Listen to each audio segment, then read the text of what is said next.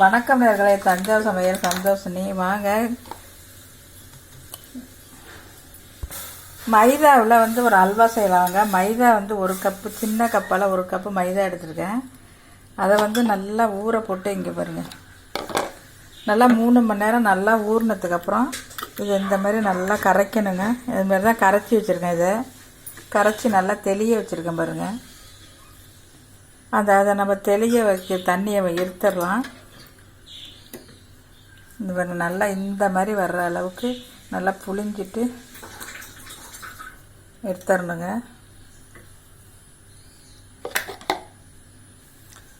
இப்போ கேரமல் செஞ்சு வச்சுருக்கேன் பாருங்கள்.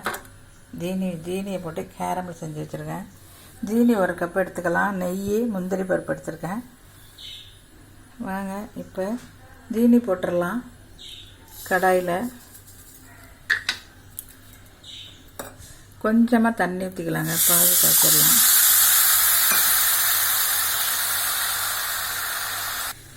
இப்போ பாருங்கள், நம்ம இந்த தண்ணியெல்லாம் வடிகட்டி வச்சுங்கன்னா நல்லா வடிகட்டி வச்சுங்க தண்ணியை இந்த அளவுக்கு.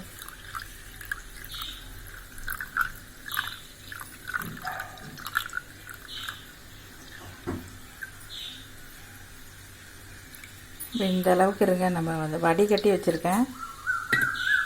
இப்போ நம்ம இந்த இதையும் இது பண்ணிட்டு ஊற்றிக்கலாங்க. அதையும்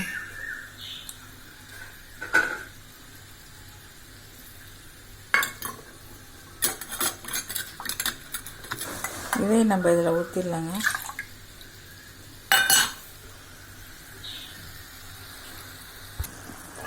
இப்போ பாகு நல்லா ஒரு பிசுன்னு இப்படி வந்தோன்னே, இந்த இப்படி ஒரு பிசுன்னு வந்தோன்னே இதை நம்ம இதை ஊற்றிடலாங்க.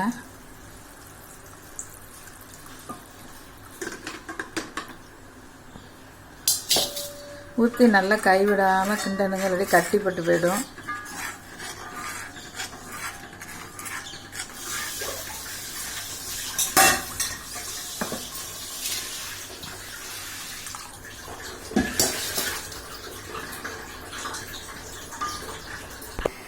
இப்போ நம்ம இந்த கேரமெல்லாம் இதில் கலருக்கு ஊற்றிடலாங்க.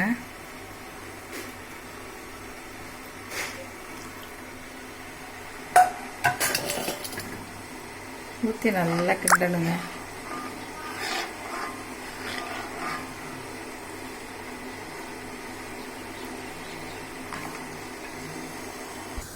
நெய் 2 ஸ்பூன் ஊற்றிக்கலாங்க.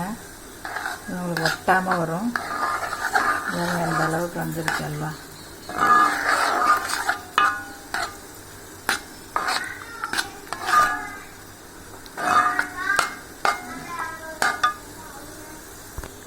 இப்போ பாருங்கள், அல்வா பதம் வந்துட்டுங்க.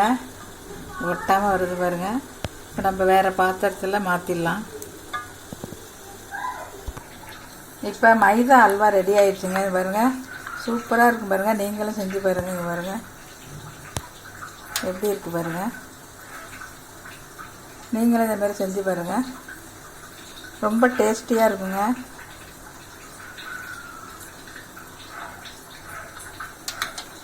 இந்த வீடியோ பிடிச்சிருந்தா லைக் பண்ணுங்கள், ஷேர் பண்ணுங்கள், சப்ஸ்கிரைப் பண்ணுங்கள். வாழ்க வளமுடன்.